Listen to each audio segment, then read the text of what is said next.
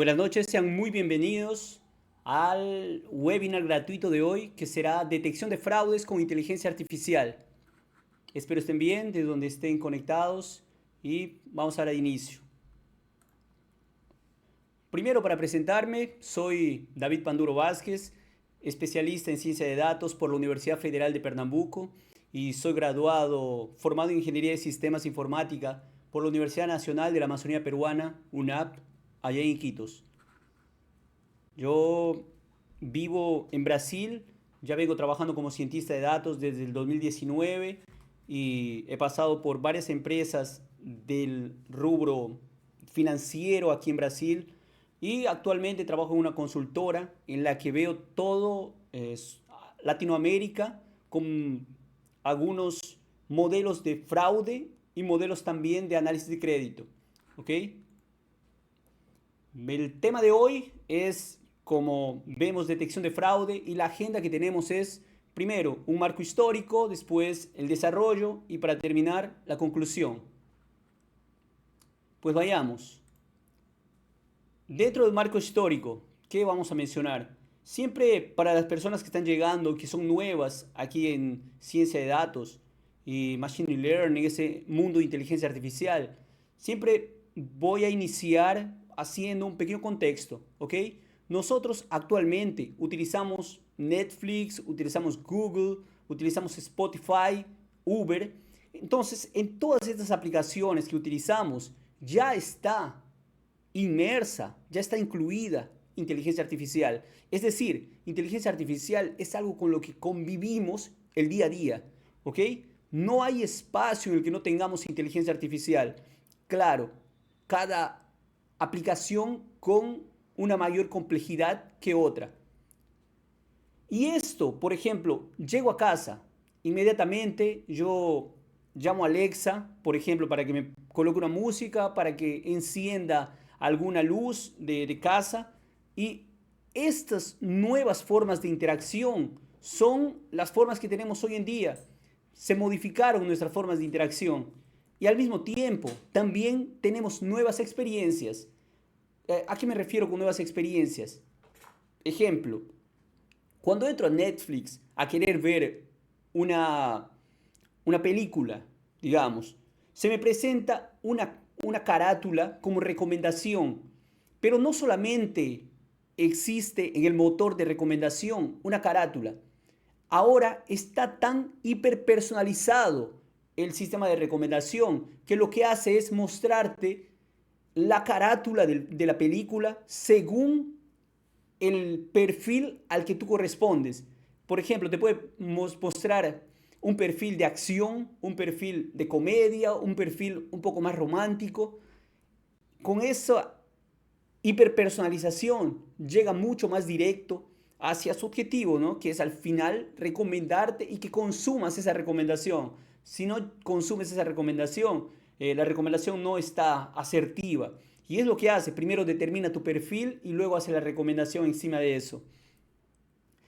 Pero todo ese asunto de inteligencia artificial parece algo muy, muy nuevo. Pero sucede que ya es algo muy antiguo.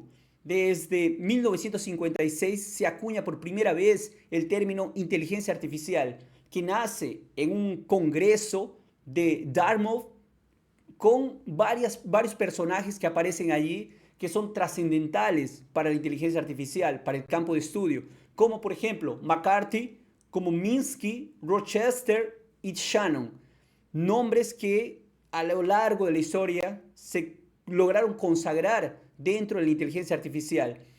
Y existieron a partir de ahí muchos intentos, muchas tentativas de llevar adelante esta línea de investigación o ese campo de estudio. Pero sucede que en varias épocas hubieron lo que se llama de inviernos de la inteligencia artificial. ¿Qué es invierno de inteligencia artificial? Básicamente son proyectos que no pudieron concluirse, que no pudieron entregarse, no obtuvimos buenos resultados. ¿Por qué? Básicamente por dos cuestiones: la capacidad de procesamiento y la capacidad de almacenamiento. Pero hoy en día sabemos que en un celular contenemos mucha capacidad de almacenamiento y al mismo tiempo procesamiento. Eso es lo que consiguió que estos algoritmos especializados puedan tener un espacio para conseguir los resultados que vinieron consiguiendo hasta el momento. Y aquí coloqué dos puntos, dos hitos que son Deep Blue y AlphaGo. ¿Qué es esto? Deep Blue es la inteligencia artificial, supuestamente. Ya vamos a ver que no es realmente una inteligencia artificial, pero es un intento, un paso adelante. Que IBM hace un supercomputador y con inteligencia, supuestamente, y va a competir con Garry Kasparov, que era el campeón, el mestre en el juego de ajedrez, que se suponía que era, se pensaba que era el juego de tabulero que tenía más capacidad cognitiva, que desarrollaba la mayor capacidad cognitiva de los jugadores. Pero luego apareció AlphaGo. Y AlphaGo es un hito también. ¿Por qué? Porque la capacidad que se creía con un juego de ajedrez, el AlphaGo tiene muchísimos más millones de combinaciones posibles. Entonces es un juego mucho, mucho más difícil. Y AlphaGo tiene una particularidad, que se aplicó redes neuronales profundas para el desarrollo de esta inteligencia. Y sigamos. Pero esto que estoy mencionando de inteligencia artificial, tenemos una rama que es el aprendizaje de máquina. ¿Y en qué se diferencia el aprendizaje de máquina con la programación tradicional? En la programación tradicional tenemos lo siguiente: tenemos datos, tenemos un modelo y lo que nos entrega será una salida. Y en aprendizaje de máquina es diferente.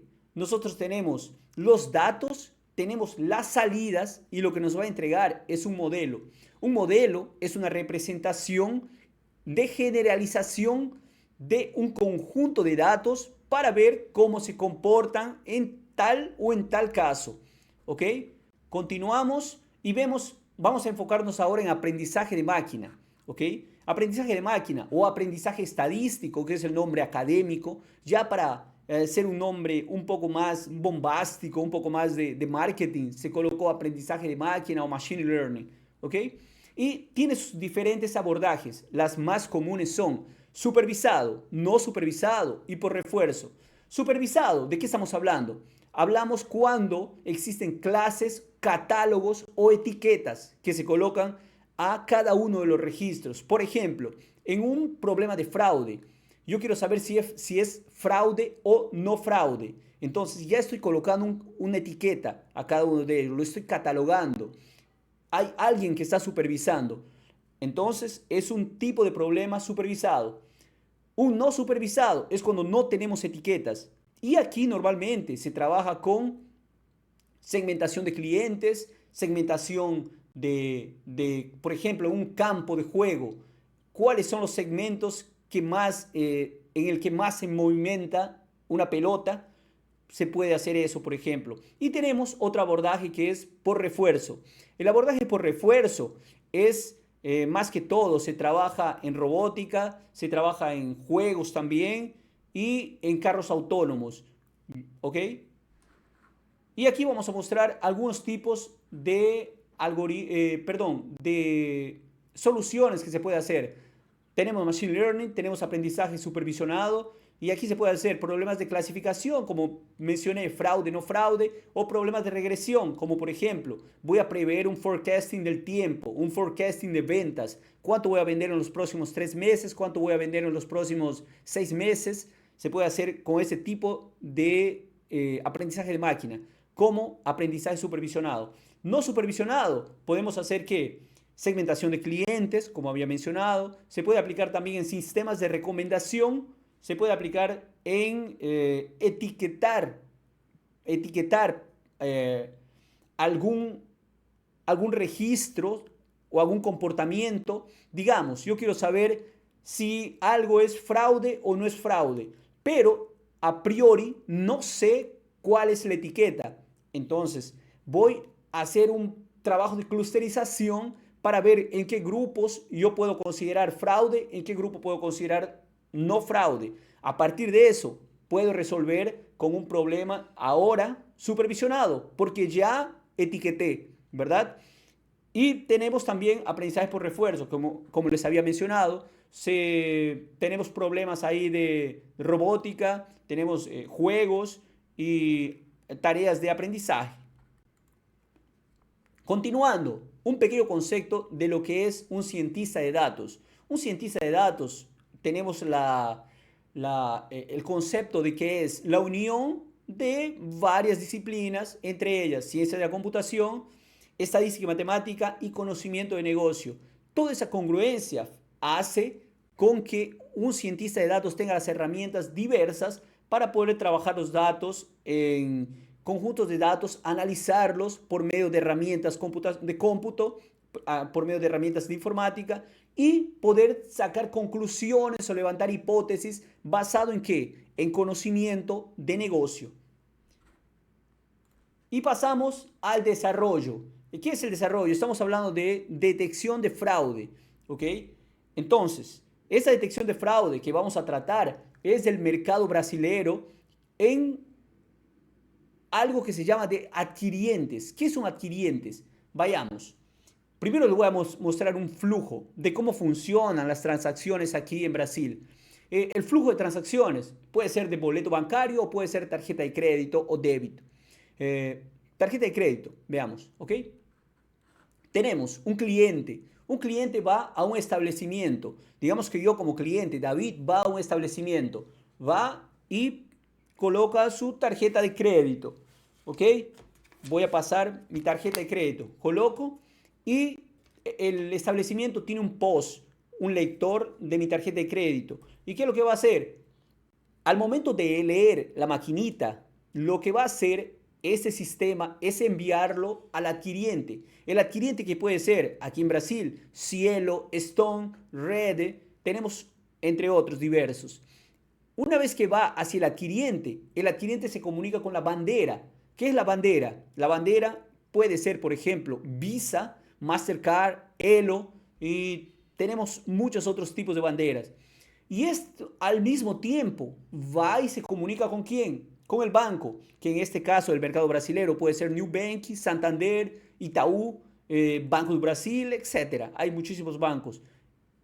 Y ¿qué es lo que hace una vez que llega la información al banco? El banco ve si tus datos están bien, si tienes saldo y va hacia el adquiriente y el adquiriente es el encargado de pagar o no al establecimiento. Y los pagos normalmente, depende del tipo de contrato, se hacen hasta en 31 días. Hay de 15 días, hay de 7 días, hay de 3 o 2 días también. ¿Ok?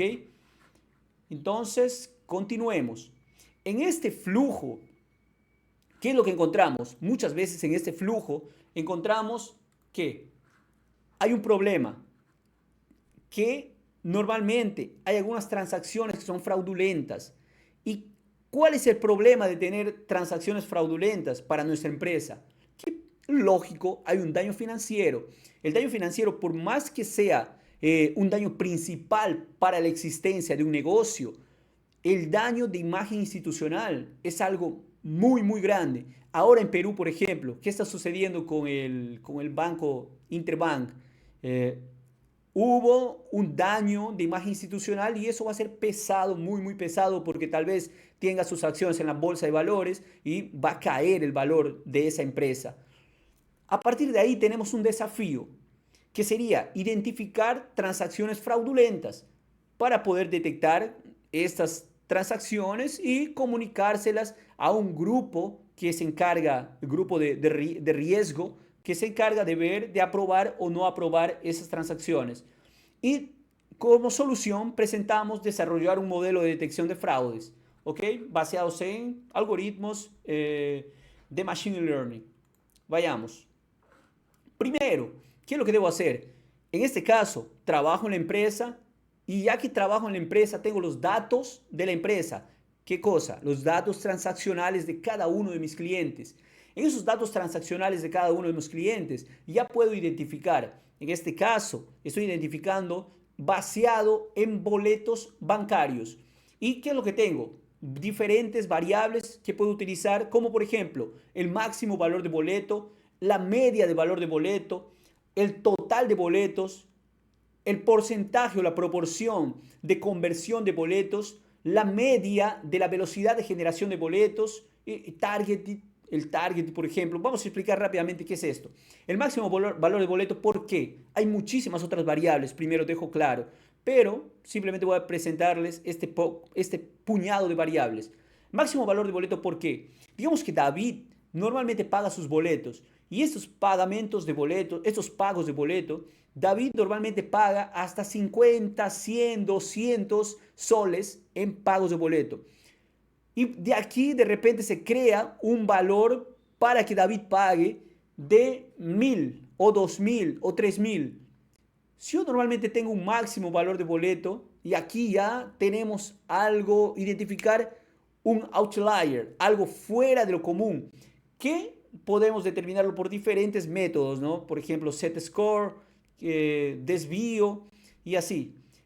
Ahora el siguiente valor de boleto, perdón, el siguiente variable, media de valor de boleto, así como tengo un máximo entre todos los boletos que estoy normalmente transaccionando, tengo también una media de valor de boleto. Si yo transacciono un nuevo valor y este valor que normalmente estoy entre 200 soles y este valor pasa abruptamente y mi media se eleva, ya debo levantar una alerta en este caso.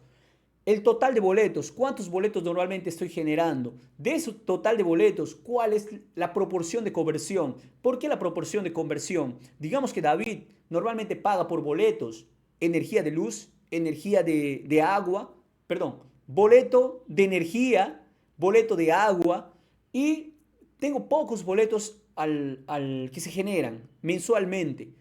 Pero en este caso se generaron varios y varios boletos. ¿Qué es lo que sucedió realmente por detrás? Que vino un fraudador y generó varios boletos al mismo tiempo para enviarlos a varias personas. Esta media de velocidad de generación de boletos es también una variable. Y el targeting, que es una variable final que voy a etiquetar de acuerdo a mis transacciones. Voy a ver si una transacción fue fraude, etiqueto como fraude. Si es una transacción normal, etiqueto como no fraude. Y así voy a ir etiquetando todo mi conjunto de datos. Continuemos y vemos, una vez que tengo todas mis variables, ahora debo hacer lo siguiente. Primero, debo traer mis datos, debo hacer una limpieza de mis datos, valores ausentes, valores outliers, debo trabajar con ellos, debo hacer unas conversiones. Pero luego de eso, ya, ¿qué es lo que hago? Empiezo a hacer un análisis. Dentro de ese análisis que normalmente trabajo, hago análisis univariada, análisis bivariada y análisis multivariada. Univariada, trabajo cada una de las variables para ver cuál es el tipo de dato que tenemos, cuál es el mínimo, cuál es el valor máximo de esa variable, cuál es el desvío de esa variable, cuál es el máximo mínimo, ¿qué más? Y veo también la distribución de esa variable. ¿Por qué necesito ver la distribución de esa variable? Para saber qué tipo de transformación voy a aplicar luego. Y en este caso, la distribución de esta variable, mira cómo están. La variable es targeting, la que agarré, quiere decir la etiqueta. Y como no fraude tenemos 89%, casi 90%, y como fraude tenemos 10%. Una particularidad que tenemos en este tipo de modelos, en este tipo de problemas de fraude o no fraude, o de detección de enfermedad o no enfermedad, es que la clase objetivo, ella normalmente está desbalanceada y debemos trabajar luego ese desbalanceamiento. Hay muchos autores que nos indican no trabajar con el desbalanceamiento. ¿Por qué? Porque en el mundo real, y eso es verdad, en el mundo real, los problemas reales, la base no está balanceada en ningún momento, ¿ok? Y aún más en este tipo de problemas. Así que vamos a continuar. Aquí analicé una variable que era target. Y ahora y así lo debo hacer con cada una de mis variables, para ir sabiendo más o menos qué tipo de transformación voy a aplicar, qué tipo de transformación de tipo de dato voy a aplicar y saber si tiene outlier o no esa variable y cómo la voy a trabajar. Continuemos. Luego de eso voy a análisis bivariada.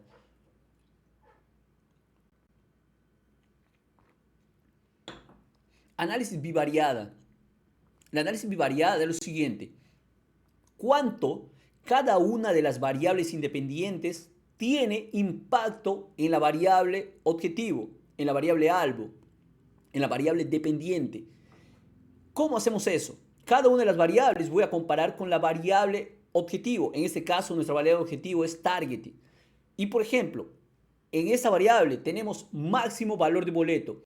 Máximo valor de boleto la comparo con target. ¿Y qué es lo que tenemos? Tenemos en este caso dos gráficos de línea, dos gráficos de línea. ¿Qué es lo que hace? Nuestra intención en este caso es ver cuál de las variables consiguen discriminar el comportamiento de nuestras clases. Si una variable consigue discriminar entre una clase y otra, quiere decir que esta variable va a ser muy importante para luego ser considerada dentro del modelo. ¿Ok?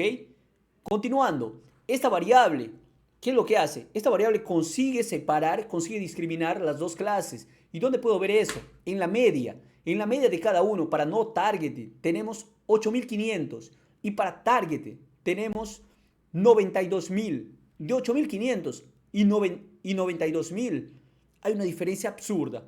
Entonces, ya podemos ir teniendo un feeling de que esta variable va a ser muy importante luego en el modelo. Vamos a ver otra variable, variable de media de valor de boleto.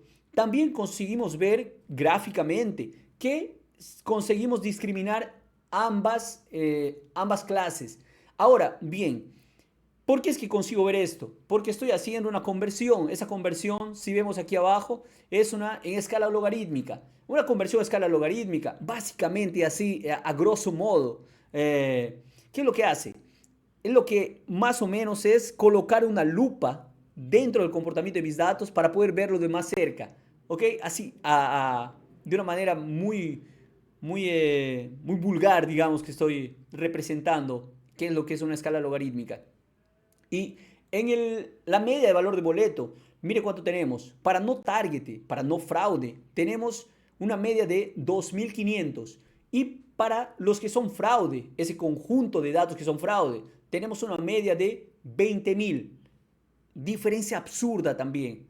Ahora continuemos y estas variables ya debo considerar por feeling, ir anotando más adelante a la hora de seleccionar mis features, mis variables para ser introducidas en el modelo. Debo considerar estas variables. O por lo menos ya voy anotando que, mucho ojo con estas variables. Continuando, luego de haber hecho eso con todas mis variables, independientes, ahora pasamos a un análisis multivariada. Y en este caso, análisis multivariada, uno de los métodos es, por ejemplo, aplicar la correlación. Normalmente aplicamos la correlación de Pearson. ¿Por qué? Una correlación de Pearson es entre variables numéricas y normalmente lo que hace es ver la correlación lineal entre las variables. Y esta correlación, aquí en este caso de este gráfico, tenemos que entre más oscuro queda el cuadrante, el cuadro entre más oscuro, la correlación es menor o más negativa. Y entre más claro, tenemos que la correlación es más fuerte, positiva. ¿Ok? ¿Y para qué nos sirve esto? Esto nos sirve para qué. Ya tenemos, digamos que en el paso anterior, ya tenemos varias variables que parecen muy representativas para nuestro modelo. Pero las colocamos todas en el modelo y nuestro modelo da un overfitting. ¿Qué es overfitting? Overfitting es cuando mi modelo estudia de memoria muy bien el comportamiento de mis datos de entrenamiento y acaba adivinando todo. Pero a la hora que voy a hacer el test con nuevos datos que no han sido entrenados, mi modelo erra rotundamente. ¿Y qué acontece cuando a la hora de entrenamiento del modelo no consigue memorizar siquiera los datos, memorizar las salidas? Él ya en la fase de entrenamiento erra rotundamente. ¿Qué es esto? Este es un claro caso de underfitting. ¿Ok? Entonces tenemos overfitting, underfitting. Y para evitar eso, utilizamos análisis multivariada muchas veces. ¿Por qué? Porque dos variables, digamos que dos o tres variables son muy fuertes para nuestro modelo. Pero cuando vemos la correlación entre ellos, presenta una correlación muy fuerte entre ellas. Eso crea un problema de multicolinearidad más adelante. Por eso es que esta parte de análisis multivariada, vemos aquí desvío padrón y máximo valor de boleto. Tenemos una correlación de 94%. Es una correlación muy alta. Debemos tratarla. ¿Cómo tratamos? O eliminamos una de las variables o hacemos unas combinaciones entre las variables. Muy bien. Podemos utilizar otro tipo de correlación. Correlación Spearman, por ejemplo. Que él trabaja un poco mejor con ¿qué? Con datos que no tienen un comportamiento lineal. ¿Ok? Cuando tenemos datos con un comportamiento no lineal, podemos hacer una correlación de Spearman. Y él mejora, ¿por qué? Porque trabaja mejor con outliers. Él no es muy sensible a outliers, como el caso de una correlación de Pearson. Y bueno, David, para el caso de variables categóricas, ¿tengo cómo hacer correlación? Claro, hay cómo hacer correlación. Existe una correlación de Kramer, ¿ok? Luego den una ojeada ahí en correlación de Kramer o pueden ver mi contenido ahí en mis redes sociales, Instagram o Facebook, que yo tengo ese material. Continuando, una vez que tengo estas variables ya identificadas, cuáles son las variables dentro de mi primer análisis, ahora yo paso a hacer lo siguiente. Voy a escoger cuáles de mis variables son las más importantes para mi modelo. Y eso hago por medio de una técnica llamada Feature Selection. Existen muchas técnicas de Feature Selection. Vamos a conocer algunas ahora mismo.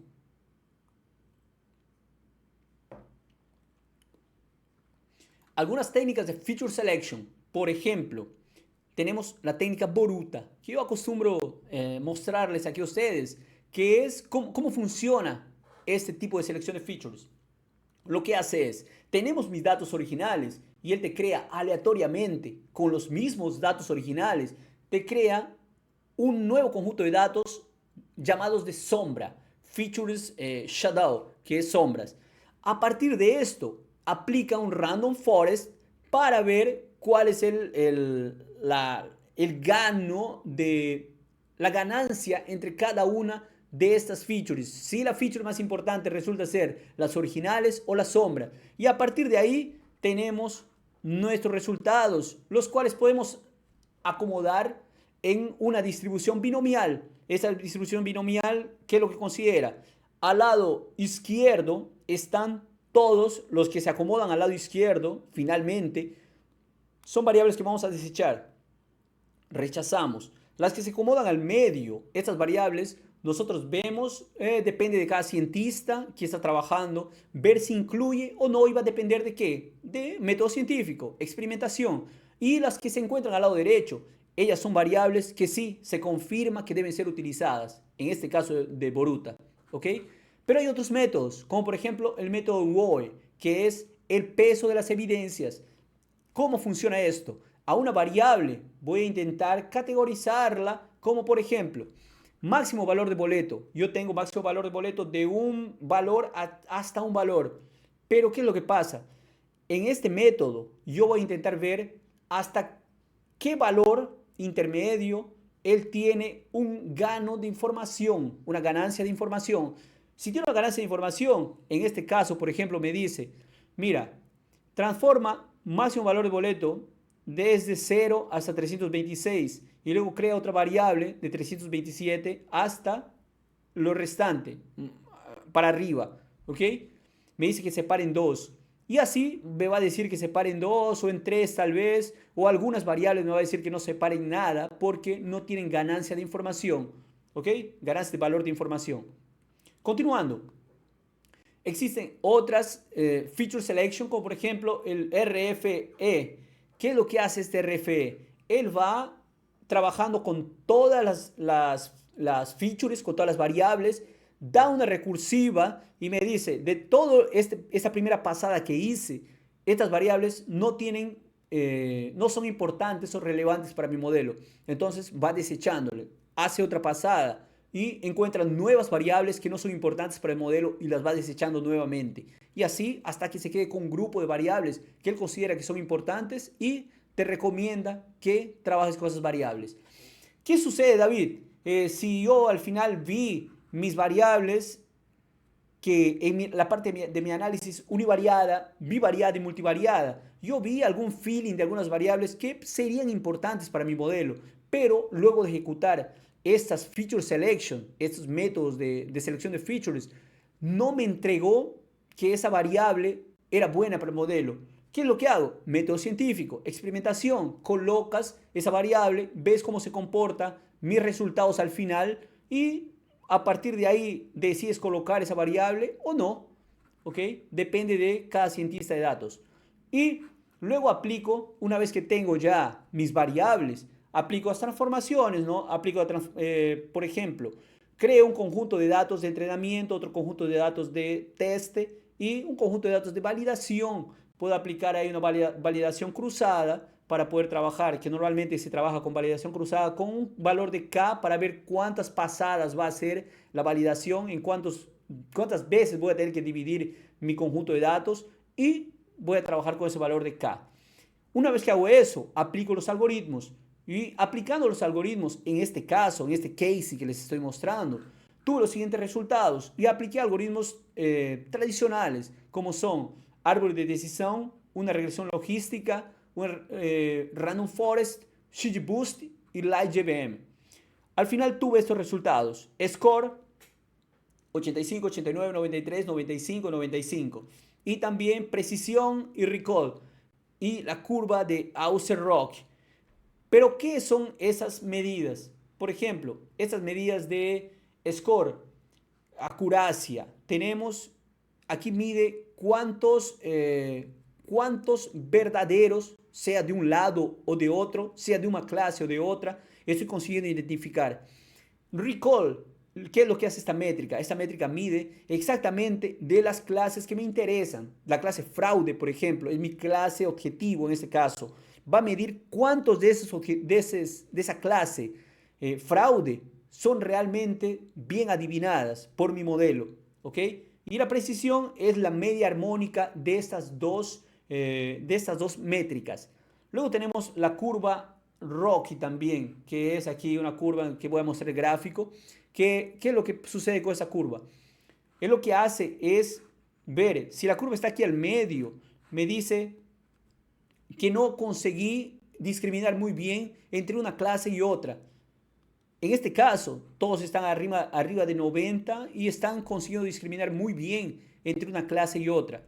Y bueno, al final y al cabo vas a ver con cuál algoritmo vas a trabajar. Puedes trabajar con Random Forest, puedes trabajar con XGBoost o puedes trabajar con una regresión logística inclusive, que es un método estadístico que se conoce desde hace mucho tiempo, desde los 80s, que ya se viene trabajando con regresión logística, pero que normalmente por los grandes métodos que tenemos hoy en día, los métodos más avanzados de deep learning inclusive, que son aprendizaje profundo, algunas veces decimos, oh, no, voy a utilizar deep learning y no voy a utilizar regresión logística. Pero ojo, cuidado, que va a depender mucho de la empresa en la que estés trabajando, del tipo de proyecto y de cuánto están invirtiendo en nube, en capacidad de procesamiento.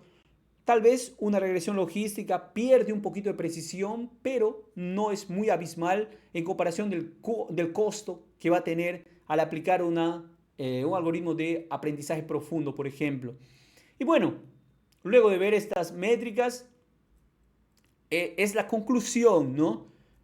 Aquí estoy diciendo, bueno, ya hice un modelo, ya presenté mis resultados, pero hay algo muy importante. Mis resultados aquí yo no voy a ir al área de negocios y le voy a mostrar, esta es una exposición técnica que le hago a mi grupo, a mi equipo de trabajo o a mi jefe, a mi superior, que son las personas que van a saber leer el lenguaje o van a entender el lenguaje que estoy transmitiendo, que estoy comunicando en ese caso. Es una comunicación técnica. No debo ir con esa comunicación técnica para el área de negocios. No debo presentar este tipo de cosas. Lo que debo hacer normalmente es trabajar sobre eh, un backtest, que sería que, digamos que yo trabajé con mi modelo con el año 2023 y mitad del 2022, 2023 y mitad del 2024. Bueno, de 2024 hasta ahora ya pasamos de la mitad de 2024, ya pasamos 4 meses. Es de esos 4 meses, puedo utilizar para decir, oye, estos son mis datos futuros.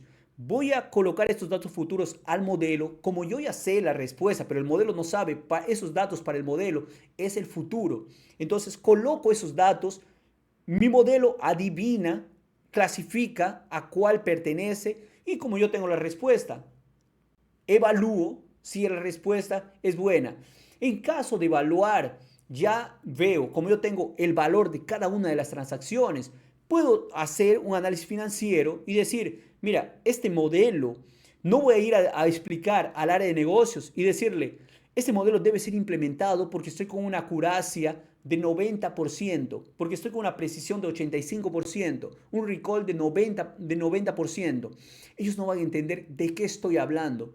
Pero si yo voy y digo, mira, conseguí detectar esta cantidad de transacciones fraudulentas y cada una asciende a tanto de valor o la media del valor es tanto y esto puede traerme un beneficio en diferentes indicadores de negocio, el equipo de negocio va a ver con otros ojos tu proyecto, va a parecer un proyecto real y viable.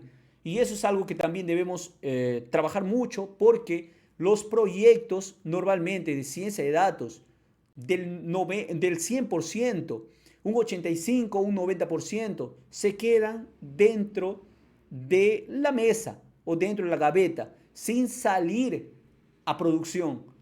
Y muchas veces es porque el equipo técnico le falta esta visión de negocios, cómo enfocar los resultados, analizar los resultados de cara del negocio. ¿Ok?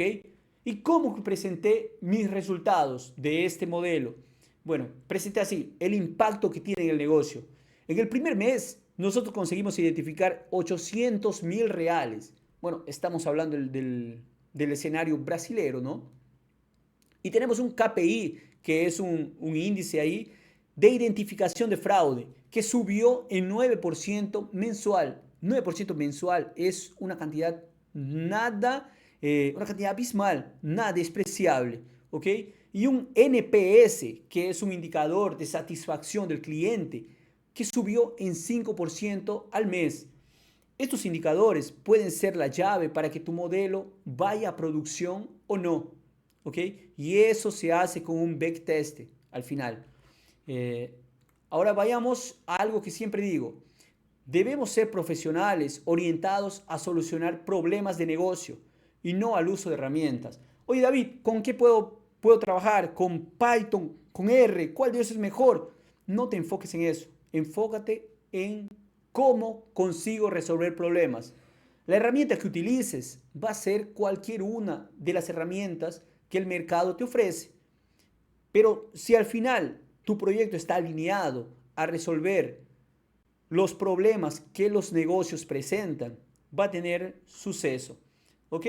Vamos a entrar a ver algunas preguntas que normalmente me hacen y voy a presentar aquí.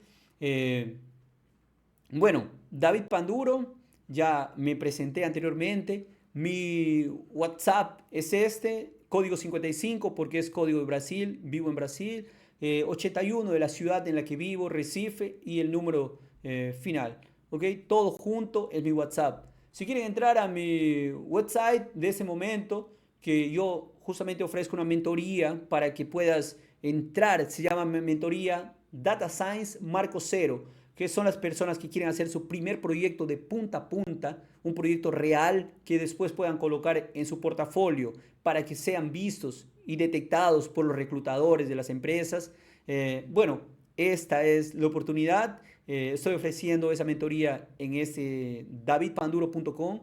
¿Y qué es lo que hace esa mentoría? La mentoría está basada en algunos pilares, que son, primero, tengo que identificar cuál es tu momento profesional. A partir de ese momento profesional, ¿cuál es su plan de carrera? A partir de ese plan de carrera, vamos a ver cuáles son los proyectos que debes desarrollar para tu portafolio. Porque digamos, yo quiero dedicarme al área financiera. Si yo tengo un proyecto de identificación de fraude, si yo tengo un proyecto de análisis de crédito, va a ser muy, muy bueno para mi portafolio, justamente para las empresas que yo quiero direccionar intencionalmente. Luego, una vez que consigo desarrollar un modelo de punta a punta, un proyecto de ciencia de datos de punta a punta, ¿qué es lo que debo hacer? Comunicar, aprender a comunicar mis resultados, tanto a nivel técnico cuanto a nivel de negocios, como acabo de hacer con ustedes, como acabo de mostrarles.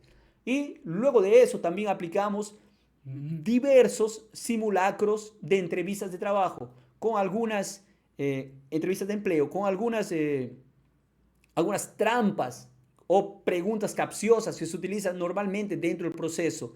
¿Cómo sé? Bueno, he trabajado en varias empresas, he sido contratado en varias empresas. A partir de cada uno de esos procesos de contratación, hombre, hay 50 nos que se recibe normalmente para recibir un sí. La buena noticia es que solamente necesitas de un sí para entrar al mercado de trabajos, que es un mercado, una área en este momento que la media salarial está muy por encima de muchas otras carreras, ¿ok?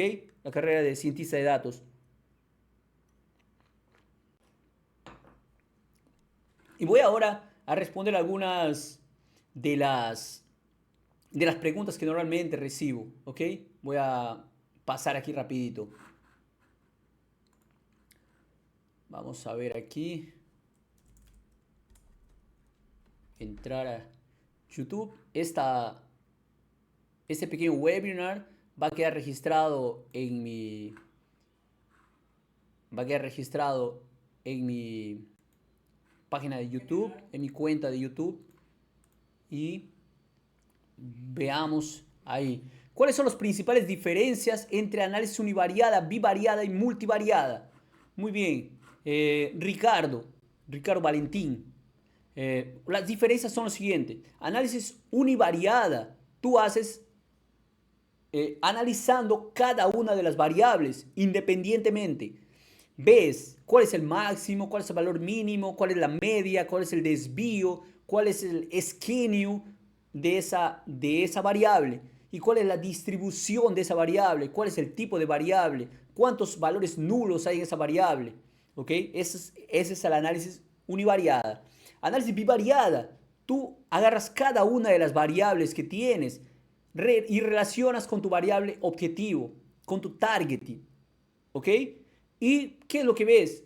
La intención del análisis bivariada es ver si una variable es capaz de discriminar entre las clases. Si esa variable consigue discriminar a las clases, esa variable es muy buena para entrar finalmente a tu modelo. Y el análisis multivariada viene a ser, básicamente se utiliza para ver cuál es la correlación que tenemos entre las diferentes variables independientes. ¿Cuál es el objetivo de eso? Es identificar que nuestras variables no tengan una correlación alta entre ellas. ¿Por qué? Porque ahí podríamos generar un problema que se llama de multicolinearidad. Y es un problema que nuestros modelos de Machine Learning, nuestros modelos de inteligencia artificial, lo llevamos a cometer overfitting, que es un problema de cuando el modelo aprende los datos de entrenamiento, pero cuando vas a nuevos datos y aplicas, no consigue clasificar de manera adecuada. Esas serían las diferencias. Veamos aquí. Eso sí, Luis Fernando Gaido, que nos dice que oro nessa bolha de IAs, continuo perente, la pro do futuro. Perfecto, Fernando, muchas gracias. Y realmente en este momento estoy presentando un pequeño webinar, un case, pero no se preocupen que ya vendrá un vídeo con manos en la masa, que será aplicando el algoritmo, mostrando cómo se aplica un algoritmo y preparando para alguien que vea lo que tenemos para mostrar gratuitamente y si gratuitamente tenemos para mostrar eso y toda la experiencia? Imaginen dentro de la mentoría. ¿Qué más? Muy buena información, JB. Las características de las features tienen peso en la decisión. Claro, claro, JB. Tienen peso en la decisión. Ahora voy a mostrar un, un ejemplo. Un ejemplo. No traje en este caso, no coloqué dentro de mi análisis. Pero ¿qué sucede? Una vez que tengo el feature, la selección de features, tengo mis resultados y decido cuál algoritmo voy a utilizar, yo debo aplicar una matriz de confusión para ver cuántos valores verdaderos positivos, falsos negativos, verdaderos negativos, falsos positivos estoy identificando. Cuando vea eso, ya yo puedo ver cuál de mis variables, luego cuando escogí mi modelo, puedo ver cuál de mis variables tiene mayor peso dentro de mi modelo. Eso podemos hacer con algo que se llama explicabilidad, ¿ok? Y una, un método que se utiliza mucho es el SHAPI, ¿ok? Ese SHAPI tiene varias funciones que te muestran gráficos muy bien detallados de cómo están trabajando cada una de las variables al final. Eh, por ejemplo, aquí tenemos esta Feature Selection, solo que es bien diferente, ¿ok? En esta parte de Feature Selection, aquí tenemos cuenta repetida, tuvo un porcentaje mayor de importancia. De esta manera, más o menos, de esta misma manera, al final, cuando aplico un SHAPI, él me va a mostrar cuánto cada variable está contribuyendo para mi modelo. Una variable más importante puede ser que tenga 30%. Hay que cuidarnos si una variable tiene 50% de importancia dentro del modelo, tu modelo no te confíes. DAO nuevamente vuelve al ciclo. ¿De qué ciclo estoy hablando? Del ciclo de vida de un proyecto de ciencia de datos, que es que normalmente un CRISPR DM que se trabaja, que es un proyecto que empieza desde entendimiento del negocio, entendimiento de los datos, tratamiento de los datos, eh, aplicas los modelos, luego haces la evaluación y luego colocas en producción. Pero si llegas a la evaluación y no está teniendo un buen rendimiento tu modelo, entonces puedes volver nuevamente a la parte de entendimiento de negocio y colocar nuevas variables, trabajar en una ingeniería de features. ¿Qué es ingeniería de features? Es a partir de las features que tengo, ver qué nuevas combinaciones puedo adicionar para colocar en el modelo. Tal vez esas variables, esas nuevas variables que resultan de ingeniería de features, tengan un peso bueno o tengan mayor explicabilidad para la generalización de mi modelo. ¿Ok? Veamos más alguna pregunta que tengamos. A ver.